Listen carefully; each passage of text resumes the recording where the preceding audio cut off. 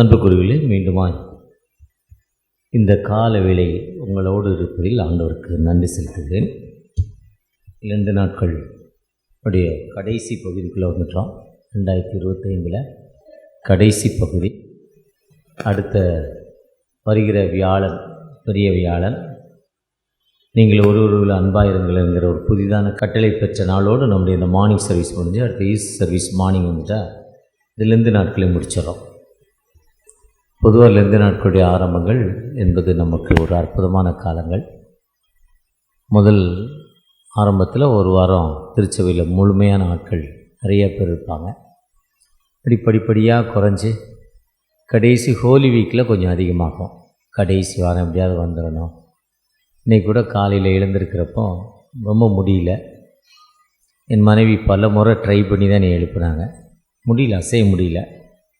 நீண்ட தூரம் ட்ராவல் தொடர்ச்சியாக இருந்தாலும் ஒரு இந்த லெந்து காலங்கள் ஆரம்பிக்கும் முன்னே, அப்பா சென்னையில் இருக்கிறப்போ அது காலைல 6 மணி சர்வீஸ் 5 மணிக்கு போயிடணும், வெளியூருக்கு தான் போக முடியாது, சென்னையில் இருக்கிறப்போ அது ஒரு 5 மணி சர்வீஸ் எப்படியாவது போயிடணும், கொஞ்சம் உதவி செய்யுங்க, ஹெல்ப்பு பண்ணுங்கன்னு சொல்லி ஆண்டவரோடு ஜெபம் பண்ணி இந்த லெந்து நாட்களை ஆரம்பித்தேன். கிட்டத்தட்ட ஒரு பாதி நாட்கள் சென்னையில் இருக்கிறப்போ ஒரே ஒரு நாள் தான் போகல. ஏன்னா அன்றைக்கி இரவில் கொஞ்சம் தூக்கம் இல்லை, காலில் கொஞ்சம் வலி, காலில் வலிக்குதேன்னு போகலை. ஆனால் போகாமல் இருந்தும் படுத்திருந்தும் தூக்கம் வரல. அப்போ என்ன பண்ணியிருக்கலாம், போயிருக்கலாம். பொதுவாக ஏன்னா காலை தூக்கம் என்பது ரொம்ப டேஸ்டான ஒரு தூக்கம். கரும்புக்கு ஈக்குவலாக சொல்லுவாங்க. அடிக்கரும்பு கடிக்க கஷ்டமாக இருக்கும், ஆனால் கடித்து சாப்பிட்டா டேஸ்ட்டாக இருக்கும். நுனிக்கரும்பு கடிப்பதற்கு ஈஸியாக இருக்கும், புளிக்கும், கசக்கும், உப்பும், ஆனால் கடிக்கிறதுக்கு ஈஸியாக இருக்கும், அதை மூவ் பண்ணுறதுக்கு ஈஸியாக இருக்கும். அதே மாதிரி காலையில் நீதிமொழிகளை சொல்லப்போ அதிகாலையினை தேடுகிறவன் கர்த்தரை கண்டடைவான். அந்த அதிகாலையில் உடைய கிருபையை கேட்கப்படணும். சங்கீதத்தில் சொல்கிறாரு நீதிமொழி, அதிகாலையில் உடைய கிருபை எனக்கு கேட்கப்படுங்க. இயேசு அதிகாலையில் இருட்டோடே எழுந்து ஆண்டவரை தேடினார். மோசே 40 நாட்கள் அல்லும் பகலும் பகல் and day and night, no water no food, சாப்பிடாமல் ஆண்டவருடைய சன்னிதானத்தில் காத்திருந்தால பிரகாசமான ஒரு முகம் அவருக்கு கிடச்சிது. யார் ஆண்டவருடைய சன்னிதானத்தில் காலையில் தேடுறோமோ காலையில் ஆண்டவர் ஆசீர்வதிப்பார். பிரசங்கம் பண்ண ஈஸியாக தான் இருக்குங்க, கேட்கவும் ஈஸியாக தாங்க இருக்குது. ஆனால் ப்ராக்டிக்கல் காலை தூக்கம் ரொம்ப கஷ்டமாக இருக்குது, எழுந்திருக்க முடியல. இருந்தாலும் அற்புதத்தோடு அடையாளத்தோடு ஆண்டவரை நோக்கி வர்றப்போ ஆண்டவர் வாழ்வு கொடுக்கும் ஆண்டவர் நம்மை உயர்த்தும் ஆண்டவர். இந்த நாளில் கூட விசேஷமாக ஒரு நல்ல சிந்தனைக்கு நமக்கு கொடுக்கப்பட்டிருக்கு. ஒரு நல்ல சிந்தனை, நற்கந்தம், நறுமணம் வீச ஆண்டவர் அழைக்கிறார். நறுமணம் வீசுவதற்கு நாம் எப்படி ஆண்டவருடைய சன்னிதானத்தில் இருக்கிறோம்? ஆண்டவருடைய சன்னிதானத்தில் நறுமணம் வீசுகிற மக்களை காணப்படுகிறோமா? ஒரு களிமண்ணை போன எங்களை நீர் எடுத்து அதை ஒரு சைஸ், ஒரு பொருளாக உருவாக்கி அநேகருக்கு ஒரு ஆசீர்வாதம் பாத்திரமாய் மாற்றிருக்கீங்க. இதுவரை எங்களுக்கு ஜீவனை தந்திருக்கீங்க, நன்றி தகப்பனே. இந்த நாளில் கூட எங்களை ஒரு நற்கந்தம் வீசும் மக்களாய் நீர் எங்களை மாற்றுங்க. உம்முடைய பிரசன்னம் எங்களோடு இருக்கட்டும், உம்முடைய கிருபை எங்களோடு இருக்கட்டும். நீங்கள் பேசுங்க, நாங்கள் கேட்கிறோம். என் கண்மலையும் என் மீட்பெருமாய கர்த்தாவே, வாயின் வார்த்தைகளும் அமர்ந்திருக்கிற ஒருவருடைய இதயத்தின் தியானமும் சமத்தில் பிரதியாய் இருப்பதாக. ஆமேன், ஆமேன், ஆமேன். அன்புக்குள்ளே ஆண்டவரும் இரட்சகருமாகிய கிறிஸ்துவின் நாமத்தில் உங்களை வாழ்த்துகிறேன். இந்த நாளில் கூட இந்த நற்கந்தத்தை பற்றி சொல்கிறப்போ 4 நற்செய்தி நூல்களும் சொல்லியிருக்கேன். 3 நற்செய்தி நூல்கள், மத்தேயு, மார்க்கு, லூக்கா, சமச்சீர் நற்செய்திகள் என்று சொல்லுவாங்க. 3ம் ஒரு சாப்டரை கரெக்டாக சொல்லுவாங்க. யோவான் மட்டும் சற்று மாறுதலாக எப்போதுமே சொல்லுவார். எந்த சாப்டர் சொன்னாலும் யோவான் மாறுதலாக சொல்லுவார். எல்லாமே 4 பேரும் எல்லாத்தையும் சொல்ல மாட்டாங்க. ஒரு குறிப்பிட்ட நிகழ்வை, ரொம்ப முக்கியமான நிகழ்வை மட்டும் தான் 4 பேரும் சொல்லுவாங்க. ஆனால் 4 பேர் சொல்கிறப்போ 3 பேர் சொல்கிறப்போ அந்த சாப்டருடைய தன்மை வித்தியாசமாக இருக்கும். மத்தேயு 26:7, மார்க்கு 14:1, லூக்கா 7:37. ஒரு பெண், ஒரு பாவியான பெண் இயேசுவின் பாதத்தில் தன் கண்ணீரினால் அவருக்கு பாதங்களை துடைத்து அவருடைய பாதங்களில் நற்கந்தம், அதாவது நறுமண வீச சென்டட் பூசி முத்தம் செய்தாள். அவருடைய பாவங்கள் மன்னிக்கப்பட்டது என்று சொல்லப்படுறது. ஒரு பாவியான பெண் என்று சொல்கிறார்கள். அந்த பாவியான பெண் யாருன்னா, அவள் மகதலேனா மரியாள். 7 பேய்கள் அவருக்கு விரட்டப்பட்டதாக வேதாகம் சொல்லுது. 7 பேய்கள் அவரை விட்டு அந்த அம்மா விட்டு போயிருக்கு. அந்த அம்மா ஒரு பாவியான பெண். அதுவும் லூக்கா 7 சொல்கிறப்போ ஒரு பரிசேயன் என்பது திருச்சபையில் இருக்க வேதபாரகர்கள், ஆயர் மற்றும் செக்ரட்டரி, ட்ரெஷரர், மூப்பர், இவங்க தான் பரிசேயர்.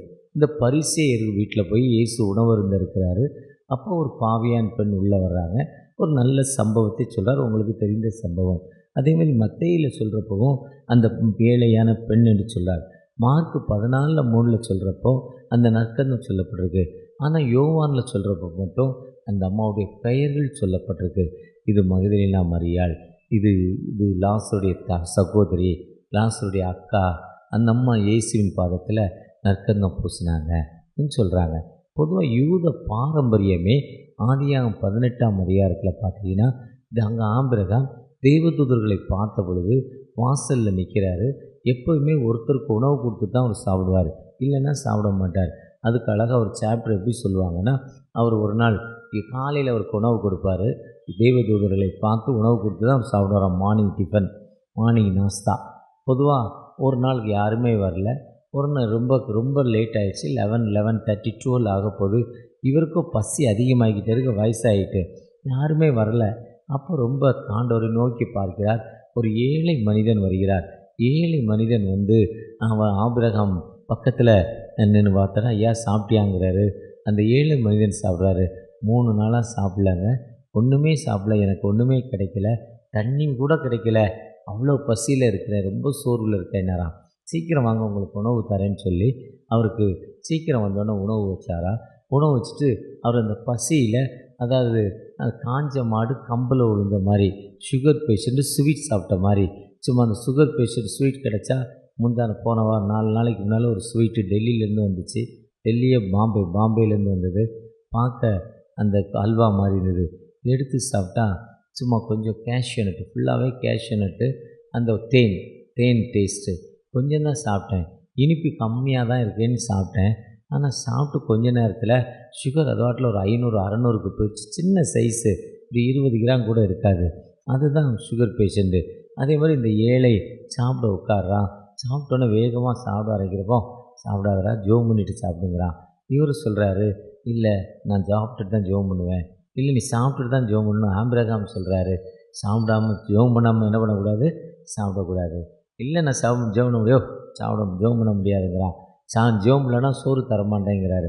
ஏழை சொல்கிறா, நீ வசதியானவன், உனக்கு இவ்வளோ ஆடு மாடு, இவ்வளோ வேலைக்காரன், இவ்வளோ மனைவி, இத்தனை பிள்ளைகள், இவ்வளோ ஒட்டகம்லாம் இருக்குது, நீ ஜோம் பண்ணலாம். ஆண்டவன் பிச்சைக்காரன் எனக்கு என்ன தந்தார், போடா நீ வேண்டாம் சோறு வேண்டான்னு ஜோம் பண்ணாமல் போயிட்டாலாம்.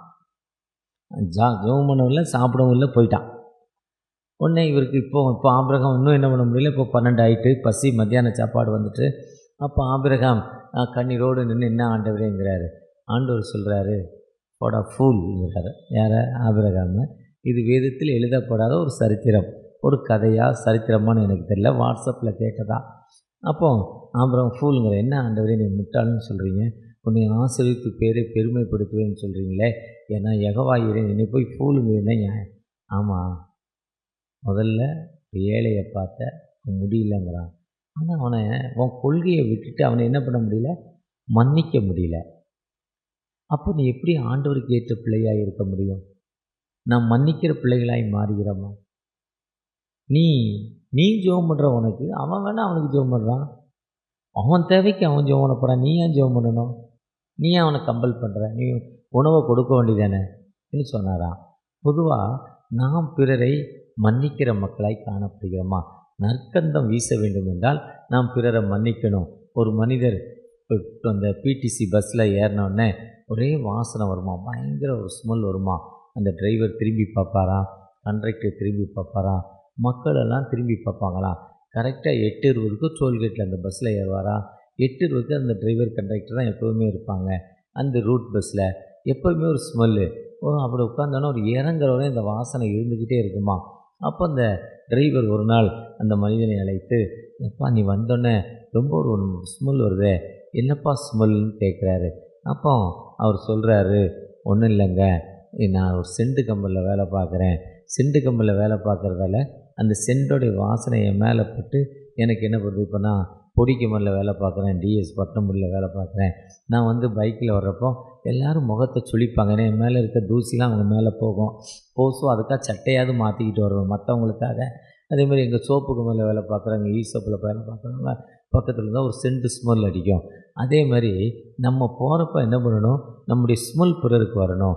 இயேசுங்கிற ஒரு நபர்கிட்ட நம்ம வர்றப்போ, இயேசுங்கிற ஒரு நபர்கிட்ட வர்றப்போ நம்முடைய வாழ்க்கை ஒரு சாட்சியான வாழ்க்கையாய் காணப்படுகிறதா? அதைத்தான் ஏன் அவர் சொல்கிறாரு. அங்கே என்ன சொல்கிறாருன்னா, அவள் கஷ்டம், வேதனை, துன்பம், அவளை இந்த சமூகம் ஏற்றுக்கொள்ளலை.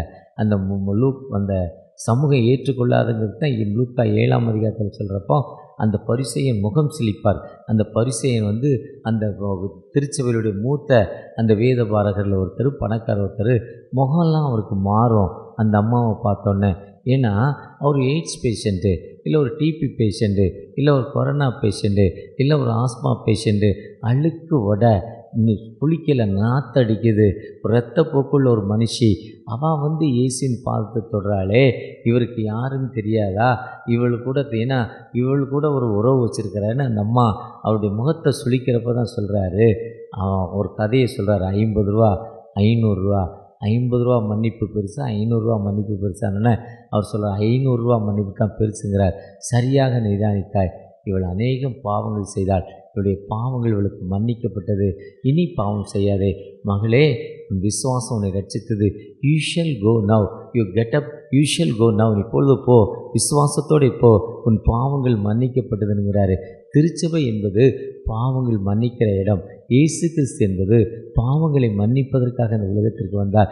இயேசு கிறிஸ்து என்பவர் வாழ்வு கொடுப்பதற்காக வந்தார். அதுதான் இன்றைக்கி காலையில் எங்கள் சர்ச்சில் மெசேஜ் என்னென்னா, ஏசாயா 61 சொல்கிறாரு, லூக்கா 4ஆம் அதிகாரம் 18 சொல்கிறார், ஆவியான நன்மையில் இருக்கிறார், தரித்திரருக்கு சுவிசேஷம், இருதய நறுங்குண்ட மக்களுக்கு வாழ்வு, குருடருக்கு விடுதலை. யார் கட்டுண்டு இருக்காங்களோ அந்த மக்களுக்கு தான் இயேசு உலகத்தில் வந்தார். யார் வேதனையோடு, துன்பங்களோடு, கண்ணீரோடு இருக்காங்களோ அந்த மக்களுக்கு இயேசு கிறிஸ்து உலகத்தில் வந்தார். ஒருவேளை அந்த கண்ணீரோடு இருக்கிற மக்களுக்கு நம்முடைய அர்ப்பணிப்பு என்ன? நாம் ஒரு நற்கந்தம் வீசும் மக்களாய் காணப்படுகிறோமா? இந்த நாட்களுடைய கடைசி பகுதியில் வந்திருக்கிறோம். தகப்பனே, என் பாவங்களை மன்னித்தீங்க. நான் நடந்து வந்த பாதையில் இவ்வளோ பாவங்கள் என்ற இருந்துச்சு, இவ்வளோ அக்கிரமங்கள் என்ற இருந்துச்சு. ஆனால் நான் நிர்மூலமாகாத இருப்பதும், நான் நிர்மூலமாகக்கூடிய சுத்த கிருபை காலைதோறும் அவை புதிவைகள் புலம்பல் 3:22 சொல்கிறாரு. தீர்த்து 3:5 சொல்கிறார், என் நீதி நிமித்த நீங்கள் என்னை ரட்சிக்கலப்பா, உம்முடைய கிருபையின்படியும் உம்முடைய இரக்கத்தின்படியும் உம்முடைய பரிசுத்தமாக்கப்பட்ட பரிசுத்தாவின் வல்லமினால் நீங்கள் என்னை பாதுகாத்து இந்த வருஷத்தை கூட நீங்கள் எனக்கு கூட்டி கொடுத்துருக்கீங்க. இந்த வருஷம் 2 நாட்களுக்குள்ளே கூட வந்திருக்கிறோம். ஒரு நாள் கூட நான் அட்டண்டன்ஸ் ஆஃப் ஆகாமல் இந்த 47 நாட்களில் 7 சண்டே கழித்து 40 நாட்கள் ஆலயத்துக்குள்ளே வந்திருக்கிறேன். நான் வந்து காலையில் 6 to 6:30 நான் ஆண்டவருடைய சன்னிதானத்தில் காத்திருக்கிறேன். எனக்கு ஒரு நீர் விடுதலை தர மாட்டீங்களா?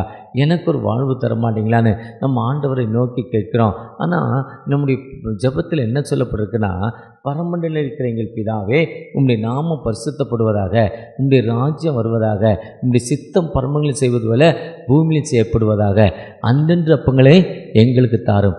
எங்களுக்கு விரோதமாக குற்றம் செய்கள் நாங்கள் மன்னிக்கிறது போல எங்கள் குற்றங்களை நம்ம மன்னிக்கிறோமா? 1000 ரூபா கடன் கொடுத்துட்டோம், வேண்டாம் பிரதர் கொடுக்க முடியல, தோத்துறோம், வச்சுக்கோங்கன்னு சொல்கிறோமா?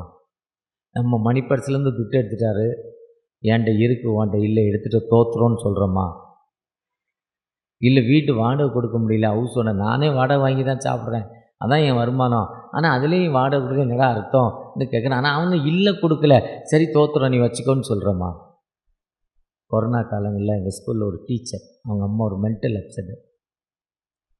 அந்த பொண்ணு 2nd ஃப்ளோரில் 3rd ஃப்ளோர்லையோ ரொம்ப வாடகை கம்மி அந்த வீட்டில் இருந்துச்சான். 2 மாதம் ஸ்கூலில், எங்கள் ஸ்கூலில் ஒரு ஆஃப் சேலரி தான் கொடுத்தாங்க, நிறைய ஸ்கூலில் சம்பளம் கொடுக்கல, எங்கள் ஸ்கூலில் ஆஃப் சேலரி, நிறையா ஹெல்ப் பண்ணாங்க. அந்த பொண்ணால் வாடகை கொடுக்க முடியல. அந்த ஹவுஸ் ஓனரையே பார்க்காதான், 3 மாதம் 2 மாதமாக பார்க்கலையா. அவர் கீழே சத்தம் கேட்டால் மேலேருந்து கீழே வராதான். அவர் கீழே இருந்தால் குடுகுடுன்னு மேலே ஓடிடுமா. ரொம்ப ஒரு 25-30 நாளாக பார்க்குறேன். ஒரு நாள் அவர் ரொம்ப வெயிட் பண்ணி அந்த பொண்ணை பார்த்தாராம். அந்த பொண்ணு நடுங்கிட்டான் கிடுகிடுன்னு. அது அவங்க ரொம்ப என் மனைவி நேசிக்கிற ஒரு பெண். அந்த பெண் அவர் சொன்னாராம், பயப்படாதம்மா, கொரோனா வாடகை கொடுக்கும்னு என்னை பார்க்கல, கவலைப்படாத, உன்னையில எப்போ முடியுதோ கொடுன்னாராம். அவர் ஒரு கிறிஸ்தவர் இல்லை, அவர் ஒரு மாற்று மதத்தை சேர்ந்தவர். ஒருவேளை அதுதாங்க நற்கந்தம். அந்த நற்கந்தை வீசுகிற மக்களாய் காணப்படுகிறோமா நீங்கள் நானும்? அந்த நற்கந்தம் வீச ஆண்டவர் உங்களை நினைக்கிறார். அந்த நற்கந்தம் வீசிட்டாலே ஆண்டவர் நம்மை உயர்த்துவார், வியாதியை மாற்றிடுவார், கண்ணீரான வாழ்வை மாற்றிடுவார், பிரச்சனையின் மத்தியில் வாழ்வு கொடுத்துருவார். எதுவுமே அந்த உள்ள நம்மகிட்ட இல்லாமல் ஆண்டவர் நம்ம உயர்த்த முடியாது. எத்தனை நாள் சர்ச்சைக்கு வந்தாலும் சரி, எவ்வளோ வேதம் வாசித்தாலும் சரி, எவ்வளோ பாஸ்டிங் இருந்தாலும் சரி, அந்த குவாலிட்டி வராமல் ஆண்டவர் நம்ம ஏற்றுக்கொள்ள மாட்டார். அந்த குவாலிட்டி நம்மகிட்ட இருக்கா? அந்த குவாலிட்டி எங்களுக்கு தாங்க தகப்பனே, அந்த எண்ணம் தாங்க தகப்பனே நோக்கி பார்ப்போமா? இயேசு கிறிஸ்துவின் அன்பு என்றும் மாறாதது. இயேசு கிறிஸ்துவின் கிருபை என்றும் குறையாதது. இயேசு கிறிஸ்துவின் அன்பு. ஆம் தகப்பனே, உம்முடைய அன்பை எங்களுக்கு தாங்க. அடுத்த வியாழன் ஒருவரில் ஒருவர் அன்பாயிருங்கள் இந்த கட்டளை கொடுத்து இந்த லெந்து நாட்களுடைய நாங்கள் காலை ஆராதனை முடிக்க போகிறோம்ப்பா. ஒரு விசைக்குடன் 8 நாட்கள் இருக்கின்ற நிலைமையில் நான் மன்னித்ததால் தான் இப்போ உயிரோடு இருக்கிறேன். நான் மன்னித்ததால் தான் எனக்கு வியாதி போயிருக்கு. நான் மன்னித்ததால் தான் என் பிள்ளை நல்லா இருக்கா. உண்மை தகப்பனே, இன்னும் எனக்கு ஒரு மன்னிக்கிற ஒரு தன்மையை தாங்க, பிறரை ஏற்றுக்கொள்கிற தன்மை எனக்கு தாங்க, ஒரு நற்கந்தம் வீசுகிற மக்களாக எனக்கு தாங்க. என் சகோதரி என்கிட்ட நகை வாங்கி கொடுக்க முடியல, சகோதரிய கணவர் இல்லை, அவளை நான் தொல்லை பண்ணாமல் இருக்க ஒரு மனப்பக்குவத்தை எனக்கு தாங்க. என் அருகில் இருக்கிற ஒரு மனிதர் அவசரத்துக்காக ஏடிஎம் காடி பணத்தை எடுத்தார், ஆனால் வட்டி கட்டி கொண்டிருக்கிறார். அவருடைய கஷ்டத்தை பார்த்து நான் இனி அந்த பணத்தை கட்டிட்டு அவருக்கு ஒரு வாழ்வு கொடுக்க எனக்கு கிருபை செய்யப்பா. அப்படிப்பட்ட விடுதலை தாங்க. எங்களை உன் நெய்பர் பக்கத்தில் இருக்க மக்களை நேசிக்கிற ஒரு தன்மை எங்களுக்கு தாங்க. ஒரு நற்கந்தம் வீசுகிற மக்களை எங்களை மாற்றித்தாங்க. உம்முடைய பிரச்சனை எங்களோடு இருக்கட்டும். என்னுடைய வேதனைகள் கண்ணீரான வாழ்வு தகப்பனை இன்னும் 8, 9, 10 நாட்கள் இருக்கின்ற நிலைமையில் எனக்கு இதுவரை ஒரு விடுதலை இல்லைப்பா. எனக்கு இந்த லெந்து நாட்களில் ஒரு அற்புதத்தை, ஒரு அடையாளத்தை தாங்க. பாதுகாத்து கொள்ளுங்க. மீட்பர் இயேசு மூலம் ஜெபம் கேளும் அன்பின் தகப்பனே. ஆமேன், ஆமேன். அறுவடை மிகுதியாலோ இல்லை, அன்பரின் கதறல்